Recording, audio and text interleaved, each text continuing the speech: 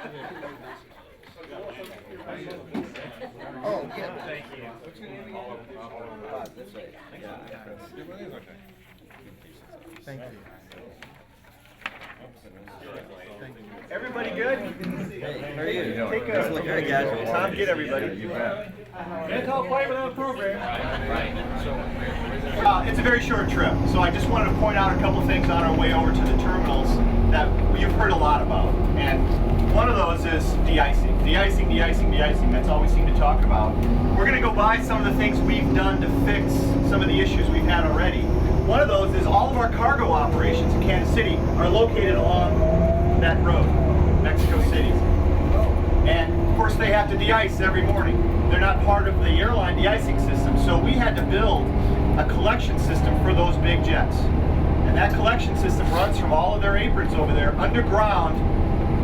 In front of us you'll see a huge, I think it's a 3.5 million gallon tank. It's brown, you can't miss it. We'll drive right by it. We'll do what we did. So all of that fluid is pumped into that tank and held. And once it's in that tank, we can determine how diluted it is. And de-icing fluid is very unusual stuff, because if you can capture it without it being diluted by snow or water, you can sell it. The automobile industry loves it. They can make windshield wiping fluid out of it. They do all kinds of things. So we try and collect it without as much rainwater in it as we can. And it works pretty good on cargo. Of course, it doesn't work in the airlines because we have 92 acres of concrete. When it rains and they de-ice or snows, it's convoluted and you can't reuse it, so we have to get rid of it. So on the right, this is where all the catering is done, by the way, on airlines, in this building here. Our natural gas fueling station, one of the largest in the Midwest. We fuel all our natural gas buses here.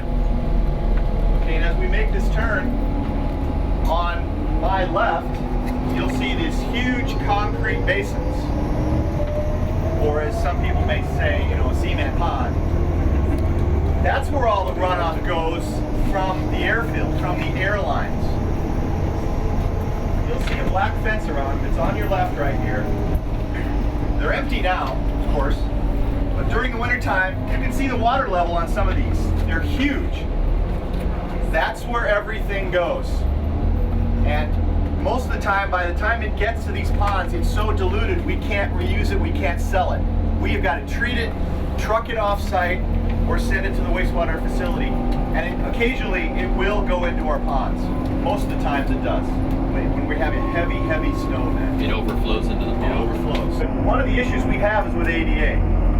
If you're a passenger, a disabled passenger, or especially if you're in a wheelchair and you're let off at this bus stop, you have to go up this ramp to the terminal.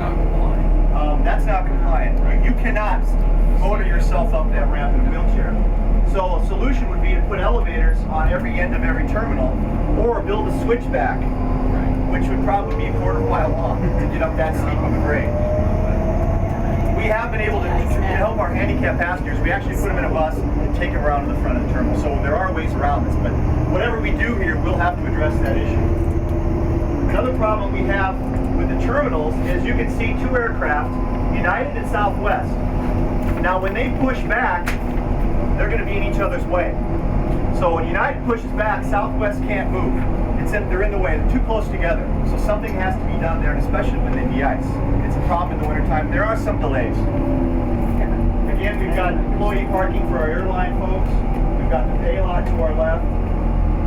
So everything you see is repeated in triplicate. We have 3 of everything. Mark, this is B, right? So do you have stats, I'm sure you do, this is part of the tour, of how often that lot completely fills up? Because this is the place Tuesday, where Wednesday, Thursday. Fills up Tuesday, Wednesday, Thursday. Every day. Every week. There's roughly 5,000 parking spaces in and around Terminal B. It fills up Tuesday, Wednesday, Thursday. One of the earlier master plan ideas from '95, when they looked at we need to do something in '95, they talked about a connection between the ends of the terminal. Right. So they talked about either an above-ground connection or a tunnel, and that would go from there to there. So imagine changing planes and having to walk the distance we just traveled, underground or above ground, connecting. An underground tunnel would wipe out all the gate areas here, all the in-ground fueling and utilities. So there'd have to be some things worked out there if that's the direction that we should go. you can see where the airlines, they kind of find their lone little nooks and crannies to store their equipment. This is all de-icing trucks and de-icing tanks. They just kind of keep out of our way and their own way.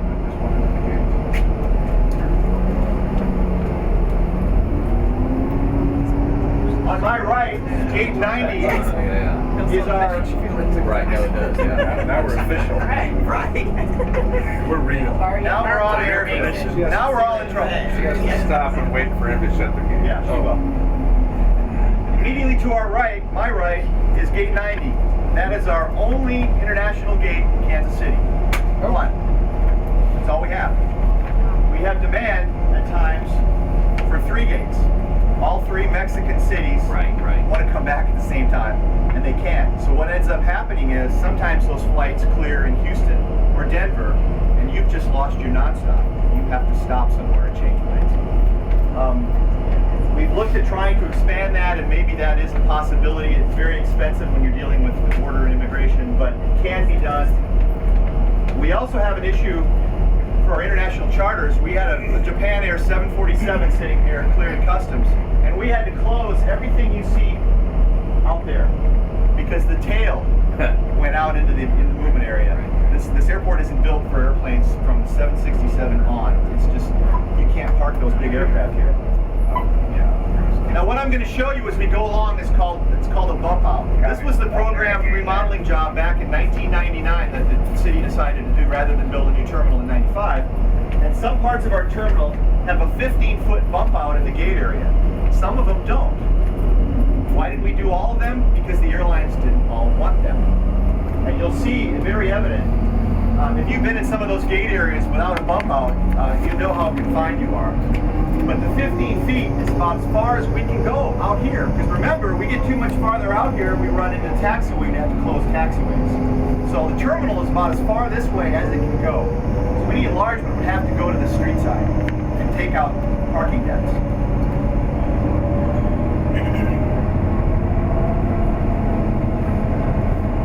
See the baggage systems when we're out walking. Some airlines back in 99 and after 9/11 did not want a baggage system. Southwest Airlines did not want a secure baggage system. That's why you have to take your bag to the counter and then they give it back to you and then you have to walk in somewhere else. That's very, very unusual. Probably, I think maybe it's easy to be a Monday morning quarterback, but the person here at the time probably should have said, no, Southwest, you're going to get what everybody else is getting, and this is it. But they bent, and Southwest won. So that happens occasionally.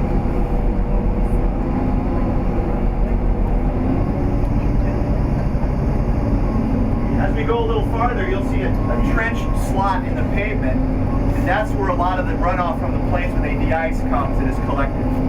There are a lot of areas that don't have it. So in that case, that fluid runs off into the grass and eventually gets into the water system. So that's why it's important to try and collect every drop you can. And that's why we think a centralized de-icing pad where everybody has to go and spray the planes will work.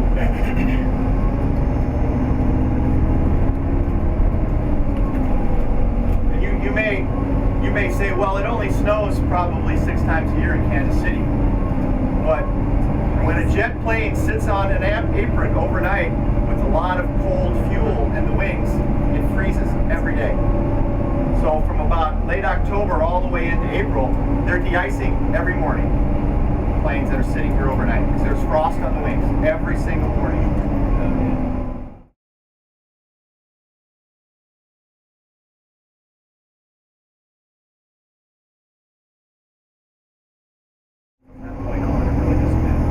Mark, what percentage of C is empty now? I know Frontier's got a couple gates, and American, is that it in the entire? Well, United is going to move back to C, over here. Yes. Okay. And then, of course, US Air is moving to be with American. Oh, yeah, that's right. Both of those are in process right now.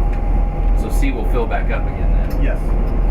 Well, not fill. We'll still have many gates available That's good. for individual airlines. We were working, and I'll tell this group, I haven't told our own city council yet, but we have been working on an airline for nonstop service to Florida. You may have heard them, Allegiant Airlines, $79 to Florida. They wanted to come to Kansas City. They're not coming to Kansas City. They couldn't get a gate because none of the airlines here would loan them a gate for 1 or 2 flights a day. So they went to Springfield, Branson. They went to Des Moines.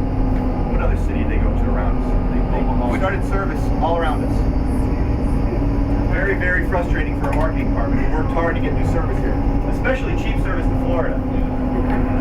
That changed the whole game. Yeah. You can see some of the newer, it looks like newer additions onto the building. The terminal building, they're a little different color. Some of them are 1-story. Those are security rooms that had to be added after 9/11 because there wasn't any room to put these machines, these X-ray machines that look into your bags in the terminal. You can see some of the bump out areas too. I don't know if is that a bump out area? No. Dave?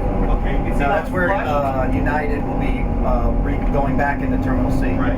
by the end of the year. So when United's here and Delta's over here, they won't be able to depart at the same time, one at a time, because this area we're in is so tight. Airplanes can't operate together.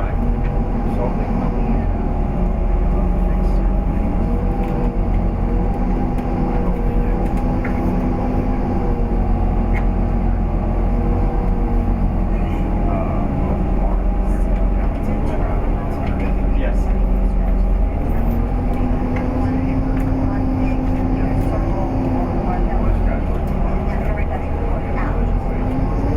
Here's a good example of a bump out to your right, to my right.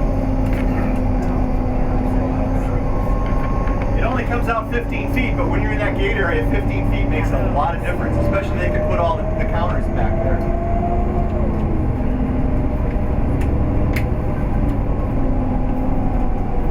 These jet bridges you see, they're not all in the right spot, naturally. You mount a jet bridge on the side of the building and then an airline comes in with a bigger airplane and it doesn't fit.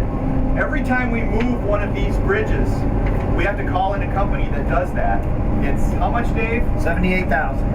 $78,000 if they move it 5 inches or to Olathe. It doesn't matter how far you're moving a jet bridge. That's what it costs. And we are moving jet bridges almost every month here. Airlines change size. They get bigger planes. They get smaller planes. And the terminal is a little too low. That's why when we have a 757 Boeing or a larger, the jet bridge actually goes backwards and goes up. The terminal floor should be a little higher. Of course, in the 60s, TWA didn't have high airplanes and they didn't need a high terminal. Now last night, this entire area would have been covered with Southwest aircraft. So they basically need to rebuild. They're very efficient at turning airplanes. Very, very efficient. How many gates does Southwest have, Mark? 8 gates. 8 gates. Now we're going to show you our newest addition, the tunnel that Southwest built between gates. We call it the gerbil tube. I'm surprised there isn't a big wheel in there that people have to turn to create electricity, but you'll see it and you'll understand what I'm talking about. They had a problem when they bought AirTran Airways. They were in different areas of the terminal, and when you flew in on AirTran and had to depart on Southwest, you had to go through security and then back around. So they built this tunnel on the air side that you can connect now. It's quite a walk, but you don't have to go through security again. It's a huge, huge convenience for their customers. That was about $1.5 million just to connect. 2.5 million. I left $1 million out somewhere. Mark, They just opened it up this summer. Brand new. do all the airlines have enough gates to have terminating airplanes each night, or do they have to kind of jockey them back They jockey and forth? around. Again, the apron here is so small, they have to kind of position them all around the airport.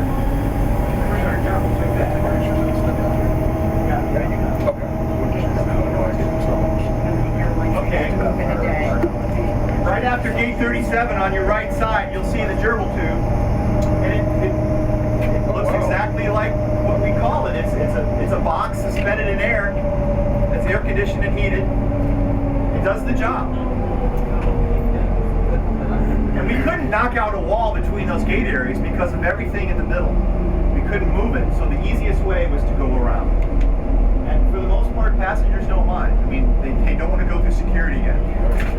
Is that the only airline that's done that? Yes, it is.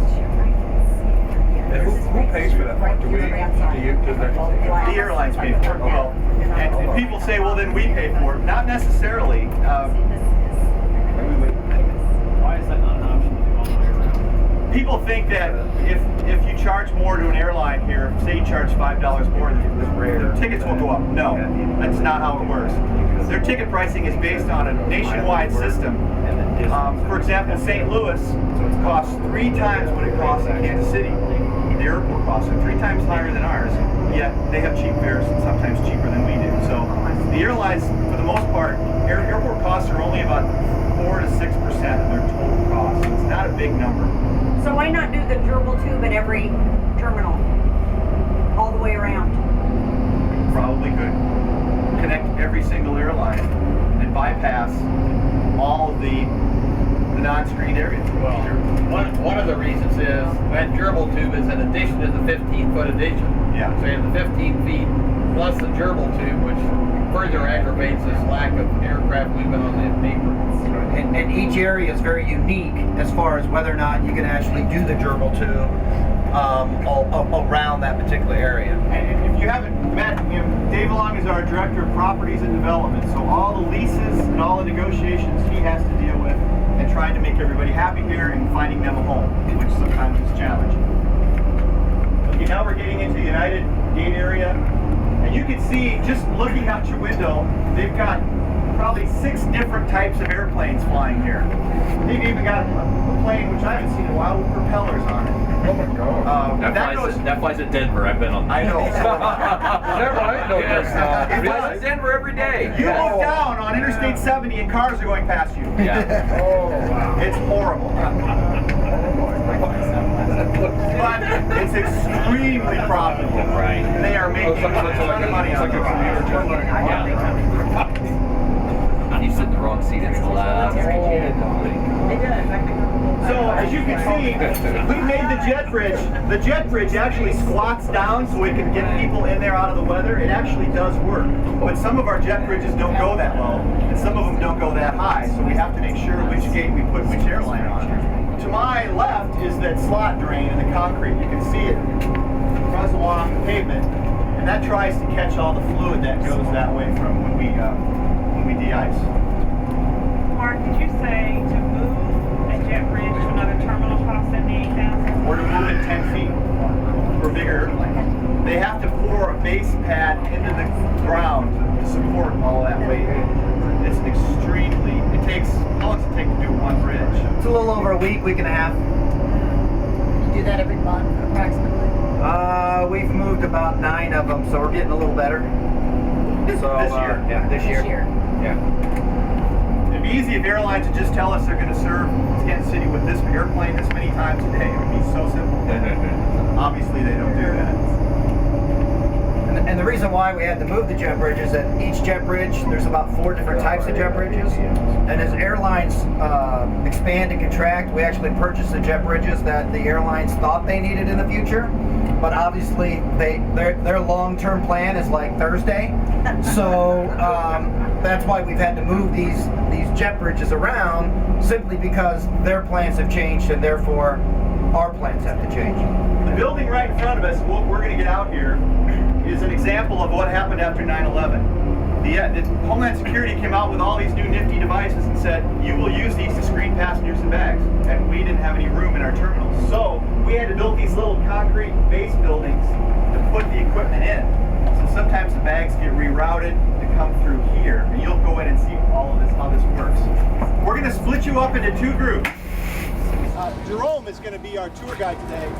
He's actually with a separate company that runs all of our security, bag systems, belts, bridges, 24 hours a day. This is his issue. And so we'll wait for that one person to come. But, Okay. So U.S. Air. So help me out. So I wish United goes to sea. U.S. Air goes to sea with American. So all this becomes empty. This is. No, scheduled to close this fall. Oh yeah, that's right. This one. So A is. United is telling us they're out before Thanksgiving. They're in a hurry to get over this. U.S. Air and American are still. Yeah. And the problem we're going to have here is U.S. Air and American. You're going to fly on an American Airlines ticket, and you're not going to be going out of the American Airlines terminal. Remember when United Continental did Yeah, this? it happens to me all the Same time. thing's going to happen to us this year, and it's going to be a nightmare. It's horrible. And we can't build a gerbil tube so long enough. Okay, welcome. Thank you. We are ready. Jerome, take it away. Alrighty, if y'all will follow me, we'll go look at the conveyor systems. Some of these areas are really tight, and you might have to walk sideways. We really want you to see what we have to do for every bag. And some of these doors are timed, so we may ask you to go quick.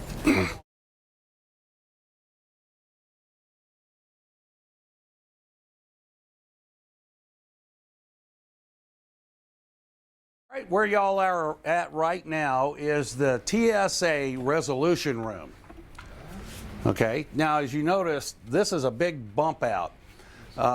The inside bag rooms weren't big enough to house the new security concerns. So wherever you see one of these new security systems, it's a bump out into the apron area, which takes up a lot of area that we need to put our containers, bag carts, and so forth. Now there's 6 of these brand new systems on the airport. Only 3 are being used. These are all shut down. And that's because of the airlines combining and downsizing. Okay? Any questions on that part? Anything at all? Well, anybody traveled and got to your hotel room and opened up your bag and there's a little love note in there for you? This Yes. is where the magic happens. This is where it they comes go from. through everything. By hand. There has to be humans in here. When the machine can't see inside your bag gets thrown out of the system and diverted in here and it manually, or we have a machine go down. When they break, and they do, then All the every bags come in bag here. has to be checked by human. Right. Every single bag. How many people are manned in these stations? There's 2 most of the time, but in the heavy hours, like in the mornings and the evenings, there's 3 to 4 people in here searching the bags. Now, if a CTX or a system goes down, you got 7 to 8 people in here because every bag has to be searched. So Jerome, what is a CTX? And I'm going to take everybody and show them that. We're going to take a walk around. I'll show you how the bags get from the conveyor line into this room. Okay? Who is in charge of this system? Like Mark mentioned, you're not working for him, you're separate. Well, yes, I work for. Yeah, I work for the airport. I'm a contractor. I'm with ABM Facility Services. And I've been contracted to go ahead and maintenance all this system, keep it operating, make repairs when needed. We also do all the jet bridges, 400 hertz converters, PCR units, and just about anything else that they need fixed, I tackle it and get it done. At any other airport, this would be one big room. And every airline bag, it would have found trouble, would come in here. But we have, how many of these rooms? 6. 6 rooms. And only 3 are operating. This looks brand new. It's not. It hasn't been used much. You know, the airline we built it for, Midwest Airlines, remember them? So here it sits. What was the cost of building one of these? It was in the millions of dollars Per copy. per unit. And who pays for that? Federal government. Yes. Every penny of it, which is kind of nice. Because it would bankrupt us. Right. So this is part of that $10 charge on your ticket. That you pay on your ticket. Yes. But as security concerns grow, and they will, the bag rooms that we have now, their useful life is over because we have to keep expanding. There's no place to put the newer systems. And right now we have systems spread out all over the place. And like I said, as the airlines keep combining, we're going down and down and down. So all these systems are set, not even being used. So Jerome, does every bag come through here? Every bag from United used to come through here. No, I mean, okay, say it's United. Right. What I want to know is every bag comes through here before it gets on the plane? Or Yes. only some bags come here and some bags go directly to the plane? Yes, I'm going to show you that here in a minute. We'll make that round. Yes, ma'am. Are these reusable? So the 3 that aren't used, can they be relocated and reused somewhere else if the configuration changes? Yes, they can be reused. Yeah, they can be teared down. They're not permanently fixed to this particular building. If you No, I can move them, but that would come into, again, a high cost. I'm sure. And a lot of that is the labor and the programming. Each one of these systems have a separate program. So if I move this, I got to reprogram the whole thing. So Jerome, from your vantage point, though, it sounds like you believe that security is going to continue to be a big issue. Absolutely. And it's going to tack on responsibilities and liabilities for the airport. yes, sir. Is that right? Absolutely. So yes. we'll need bigger, better stuff like this. Absolutely. And if we grow any more where we're at, we're going to keep going out into the airfield. We'll be out in the runway before too long. We may be going for a parking deck. And we may put one of these big buildings out on the curb somewhere, and then you have to do this before you get in the terminal. I mean, we don't know. Yeah. We don't know what's coming. Yes. Should we go in? Yes, let's take a, now as we're going, this right here, if you're wondering, I just wanted to point it out, this is oversized. This is for all the golfers in their golf bags that won't go through the system, you know, so they'll come here. If y'all will follow me, this is a very heavy door. This is a lead-filled door, so. I think you're getting irradiated. Very heavy. Right. Why is the door designed? This is an X-ray machine. It's shut down right now, so don't worry about this. Okay. Come on in, folks.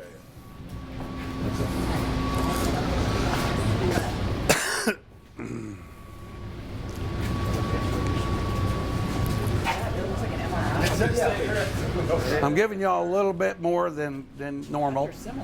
Now, the blue section back here, let me move back this way if y'all will. The bags come from the ticket counter and they come down through this system and they'll go through the CTX machine. Each bag is X-rated separately. Don't worry about that, it's just a warm-up. Each bag is X-rated separately. If the bag is a suspect bag, it will go along this track. This is going to be a little tight. If you don't want to, you can come through here. But this is to answer y'all's question.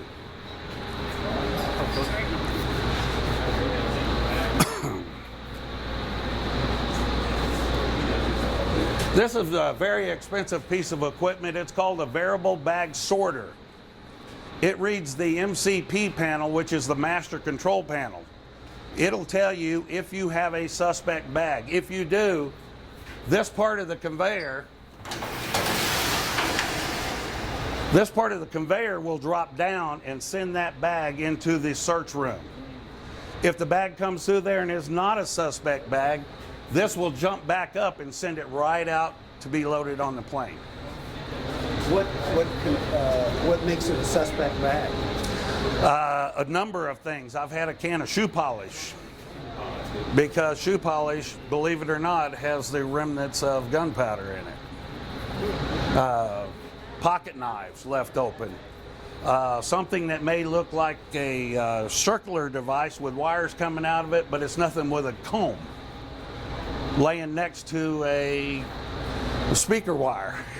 But if it sees it, it's going to make it a suspect. Now, if this system goes down anywhere, this knows that the system's down. It will drop down and send every bag to TSA. Of course, they don't like it because now they're having to search every bag. Now, when this goes through there, that's when you find your little tag in there inspected by TSA. So you know, if you see that, it was a suspect bag. You won't know what it was because they don't tell you. So, is there any questions that y'all might have or anything else? Because I know your second tour is going to be a little longer, mine's a little shorter, but if you have any questions.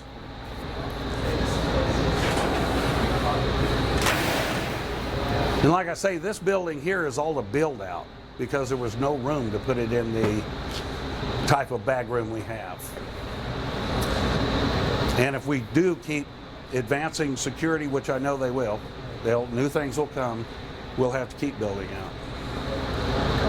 So while this is your whole operation, then do you kind of let TSA know how many people you need down here? Who makes those decisions? No, TSA does that. Okay. TSA does that. My only job is to keep the system running. Okay. So Yes. they know immediately if it's not running in there. Right. Well, they'll call us and say it's not running, and then all the bags will be diverted into the TSA room. I'll send a crew over here. We'll get it back up. We usually get it back up within a half hour to an hour. motors, brakes. We take care of the gearboxes, motors, brakes, switches, everything that does the operation. My folks take care of. Mm-hmm. Okay. Okay. Watch your heads on these things. I've hit them a number of times myself. You can check the knots on the side. Okay, onward and upward. How many machines like this do we have, Erlon, in the airport? 6. 6 of these. 6 of these too. And most airports, again, have one main line where every bag goes through from every airline, and they might have a backup line sitting next to it in case something happens. So we've got many, many, many of these. Oh, thank you, Mark.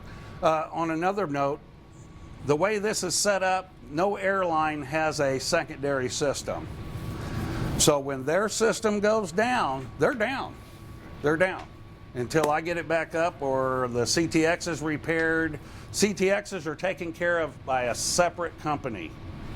Oh. Maintenance costs for all of this is who pays for that? Not us. Well, we all do as travelers. So That's right. Yeah. That's the FAA. It doesn't come out of our regular budget because it's planetary eclipse. Right.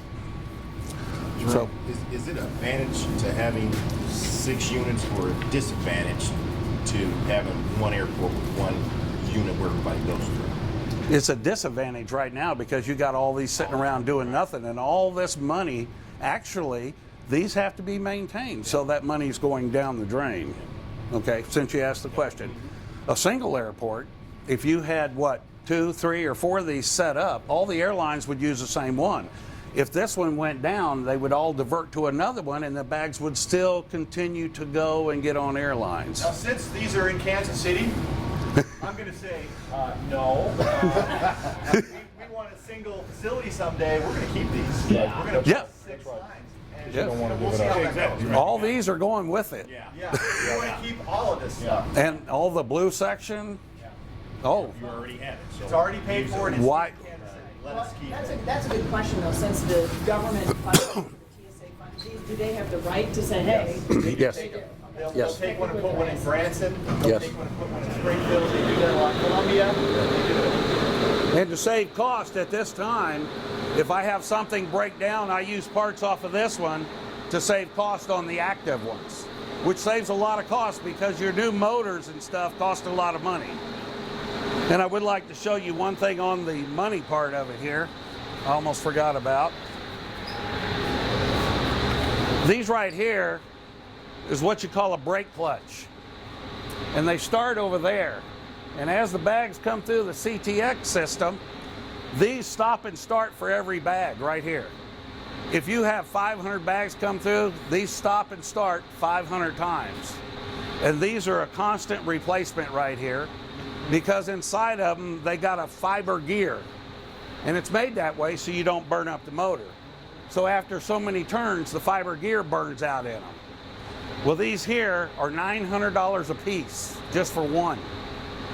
Well, I broke one apart and we found out that I can spend $250 and rebuild 6 of them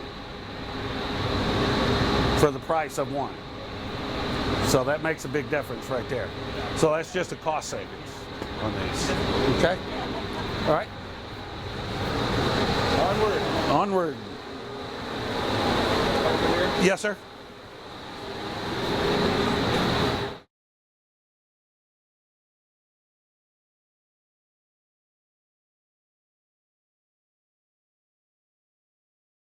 All right, everybody ready? Just right down there. You want to fly? Checked it all up. That's probably loud too. That means our name would be on the list? Yes, it would. Well, I got air off here, so I ain't too worried about it. I have the heavy luggage. I have my name. It's not good. And, We didn't set it up, huh? No. Wow. You would hear it if it did. Okay, this is the bag room here. This is basically where the baggage begins and ends. Okay? This right here is the MCP panel. We had 6 of these put in to go with the system. This is an all electronic system right here. Everything is found and learned and know where the problem is on this screen. This shows every section of the conveyor system. Right now it's shut down because we've already started taking this flat plate apart here. So now all your baggage starts in here and it goes through. This one right here, this one goes around, and this one here goes through your CTX. And after the clear bags come out, they go through this right here, and they go down to the tip chute, and it drops it down on the flat plate. Now this flat plate used to go all the way down there, but since we're moving United and yeah, we had to take some of this to put down there to make the flat plate longer. So the next time you're flying and you look out the window, those guys, the bad guys, on a busy day, when this thing was going and blowing, there would be hundreds of bags on here. Their job is to stand here, look for the bag for the flight to Phoenix, pull it off, put it on that Phoenix cart, so it doesn't go on the Washington, D.C. cart, if you're doing that over there. And then they've got to do the same thing getting back on the airplane. It's a hell of a job, especially on a hot summer day, pulling bags, making sure they get on the right plane, and then the belly of that airplane is probably 100 degrees too when someone's in there stacking bags. It's getting better. Some airports have laser readers that read your tag, and it sends your bag on that one big belt I mentioned. It sends it to the right place. Of course, we can't do that here. It's got to be done by hand. Okay.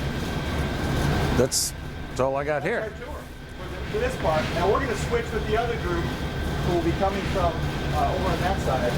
Terminal floors above us now. That's where we are. And I have commercial power switching gear here from where Kansas City Power and Light's feed comes from the substation located out on Burn Street to here to be distributed through our secondary breaker panels to all the little panels you see all over the place. There's one of these in each mech room, five to a building. What we've experienced here, Henry and I, we've been here since 11 o'clock last night working on these with Kansas City Power and Light and our emergency service provider, because a few years ago, maybe some of you remember 2 years ago, I believe Southwest Airlines had a massive power failure right at, was it Thanksgiving? One of the holidays. One in the middle of the summer. It was one of the holidays, and it was hellish. So for 2 years we've been trying to put together this maintenance schedule with the proper parties to get down here, go through all the gear, go through all the breakers, lug everything down, grease all the moving parts, check everything for load sensitivity, and we have a 3-hour window to do that in the middle of the night if we don't have late flights. Yes, so the next window was down to 2 hours. So we will have. Where we are. Okay. Everybody has this handout. I just want to have Rich show you where we are right now. Actually, I'll show you where you are. If you look at this handout where it says Chase, that's what you're standing in. The mechanical rooms are everything back here towards the wall. On the other side of the wall is backfill and the street up above.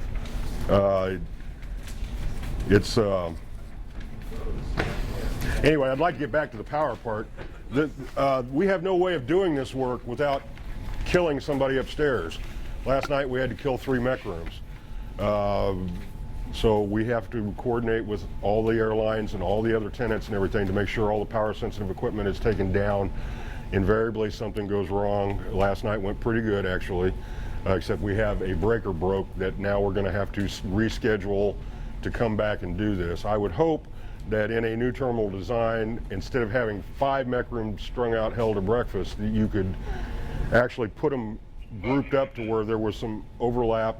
I don't know if redundancy is really the right word to use, but to where you could throw a load to another gear or something without stringing 1.5 miles of jumper cables, which is our only alternative if things go bad.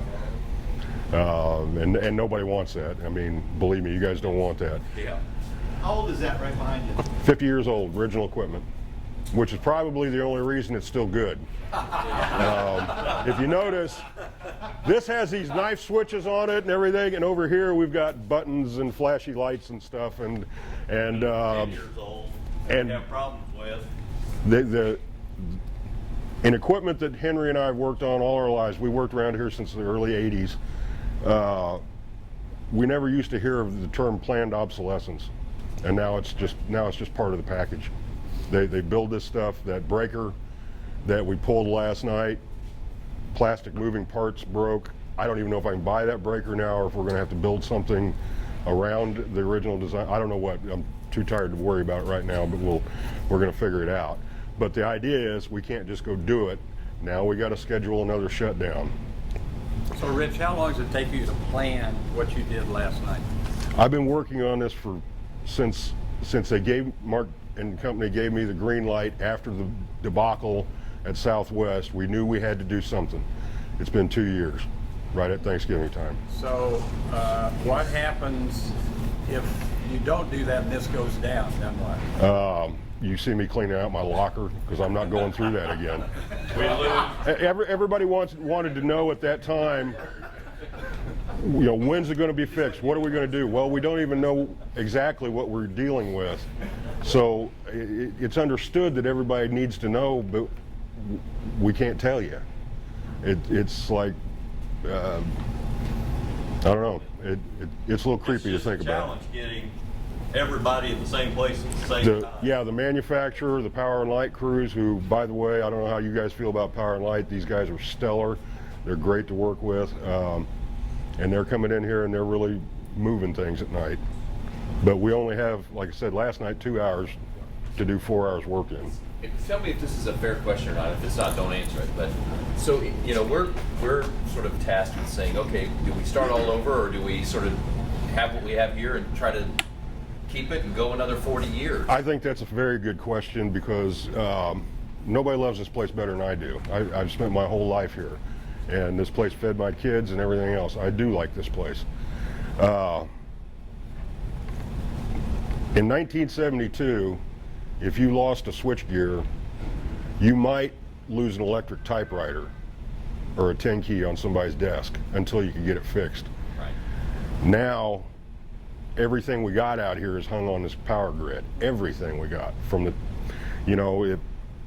have you ever been up topside and seen somebody looking for a place to plug in their laptop? Yeah. We didn't have laptops then. We thought digital watches were pretty cool back then, and things have just changed, including the industry. I mean, what bricks and sticks, stuff that Henry and I know, yeah, we're getting too old to learn the new stuff, and we'll be out of your way soon, but the industry has changed. Everything about this place has changed from its original purpose. So, and we've done. I'm tired of adapting, if that is the answer to your question. Everything down here has been a workaround. Yes, sir. We were kind of comparing these two pieces of machinery. Do you feel confident that if we build a brand new airport thing, I feel if we were, design it where I feel there's a better design out there somewhere. Like I said, I only live at this airport. I don't get around too much.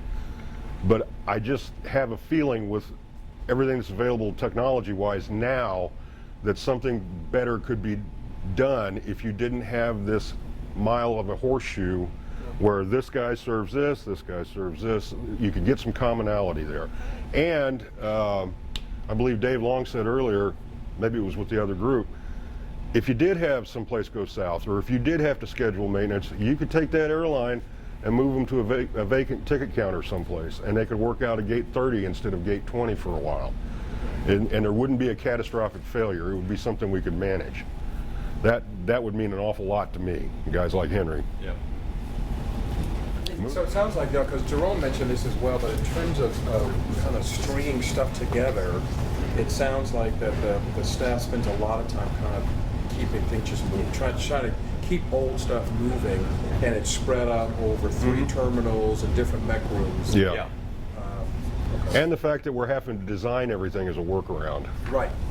When engineering and company did the terminal improvements, everything was a good idea for what we knew then, and then they flew a couple of planes into a couple of buildings and all that changed. Right. Okay. Okay. So let me just give you another where you are kind of, you've seen this diagram several times. These big concrete X's that are spaced here are the big columns you see upstairs. And so from this line, you're outside. Right. Right? Yeah, you're underneath right there. So now you're outside. And again in the diagrams, one of the things you're going to see later is where this flooding took place. The storm drains or storm sewers out under the roadway. And so as that has deteriorated, then when it fails, you'll see openings they'll point out to you later that bring that water into this mechanical space and then ultimately into this corridor. So was that the exterior wall of the mechanical room then that is on the diagram? Yes. Think of that, you're below surface, that's a retaining wall basically that was backfilled, and then above that and out is the street. So some of those ideas, people have said, well, let's just put a second story on, put security up there and have everybody go downstairs to the gate. If we put a second story on this, we would have to come all the way down to this foundation and start over because these concrete walls cannot support anything above it. This is an igloo. It's a concrete igloo. The X columns that Bob mentioned, those are the actual support. Everything else is a tip up behind that. Okay, should we? So Henry, what are these two big circles with squares around them? Those used to be the original air intakes for the air handlers. When we did the TIPS project, that was all asbestos piping, so that all come out of there. Yeah, the only asbestos is left in us. The big white pipe is another workaround for the roof drains. We talked about the drains out in the street being broken, collapsed. This is a way to get around that and to get it back outside into another section. And you'll see this a couple of times this year.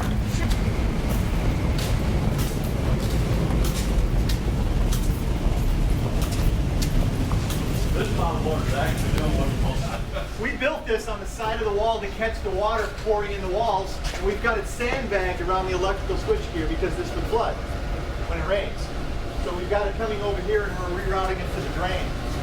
Yeah. These are the kind of things we've done over the years. We got contained walls and they did what they're supposed to do. Exactly. Contained It does wall. work. That creates a really big spark. Yeah. It's shocking what it'll do. You said that really.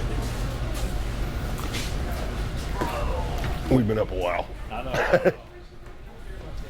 I can pull myself up there. Oh, that's all right. I feel your pain. Yeah, the building's not the only thing that got wore out. That's right. Okay, Mark, you have to get the picture out. All right. Favorite part of this program. Everybody get your picture out. This is the tunnel that was underwater. Oh, in the picture? So Yeah. if we were here yesterday, you would have hip waders on. Basically from this column, Not that bad. roll up door at the end of the building. Luckily we did it on a dry day. And then I wanted to point out, right here in this flood area, you see a cinder block wall that contains a great deal of IT equipment right there where the flood was. This kind of goes on everywhere that you've seen a block wall like this. After, as technology progressed, we had to start lugging in a lot of IT equipment, and I don't even know what most of it is. You go down and take a look. But all of the airport's data for security, airlines, and everything run through these rooms. We call them the clean rooms, and yet here they are down in the basement because we didn't need them in '72. I believe it's a roof drain that's bad on the way up there that comes down through under the street. So there's a collapse out there. It follows that sleeve and just pours in down here. That's how the water comes in when it floods here? Yeah, at this location. And you can see all the sand in the drain there. That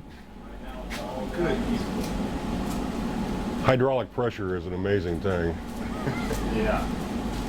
They've worked real hard to get everything off the floor. So does it have to be a torrential rain or just a light rain?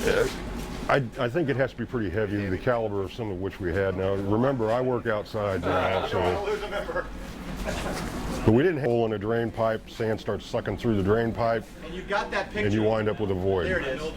Next to the flood, that happened, what, last month? Yeah, we got one of those going on all the time. That's directly in front of Southwest curbside bag check-in. Right in front. And it completely, we almost, I mean, it could have swallowed a bus. because it was doing that unbeknownst to us, and then one day it just gave away. It just bubbled down, and then we had to open it up and dig her out. Okay. This is what happens, and part of our renovation, we took all the asbestos out of the ceiling back in the 90s for the big rehab. We got the nice shiny floor, new glass, but a lot of the systems you saw weren't even touched. So if we could, let's go to the United gate area to move people around the airport. A couple of our airlines want to start the TSA pre-check program. That's where you pay the $100, you get the card that basically gets you out of jail free, and you could walk around. We're trying to figure out how we'll put those lines here in Kansas City to make them convenient. Now, I have personally gone through this pre-check thing in Washington in my suit coat, with my shoes on, with coffee, and I walked right through and got on the plane. It is, for those of you who travel, it's worth it. It is absolutely worth it.